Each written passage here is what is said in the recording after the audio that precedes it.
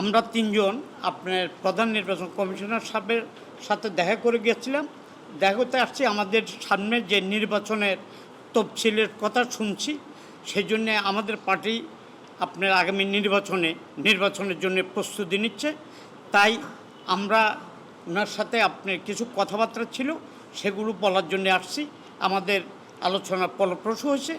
উনি আমাদেরকে আপনার বলছে নির্বাচনে সম্পূর্ণরূপে নিরপেক্ষ থেকে নির্বাচন পরিচালনা করার জন্য আমরা অনুরোধ করছি, যেন পেশি শক্তি, টাকার খেলা এবং ডিক্লারেশন এই তিনটা যেন না হয়।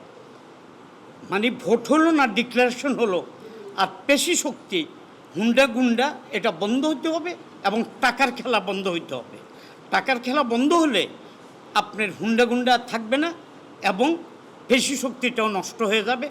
আর প্রশাসন যেন নিরপেক্ষ থাকে, প্রত্যেকটা প্রার্থীকে সমান মর্যাদা দিয়ে যেন তারা মাঠে, সমাজসেবক যারা, তাদের কাছে টাকা থাকে না, তাদের জনপ্রিয়তা থাকে অনেক। যাদের জনপ্রিয়তা আছে তাদের প্রতি গুন্ডারা বেশি আপনার দাপটানি দেয়, যার পরিপ্রেক্ষিতে আমার দল, এদেশে কৃষক শ্রমিক মেহনতি মানুষের দল, আমার যারা আগামী দিন প্রার্থী হবে নির্বাচনে, তারা এদেশের খেটে খাওয়া মানুষের প্রতিনিধি।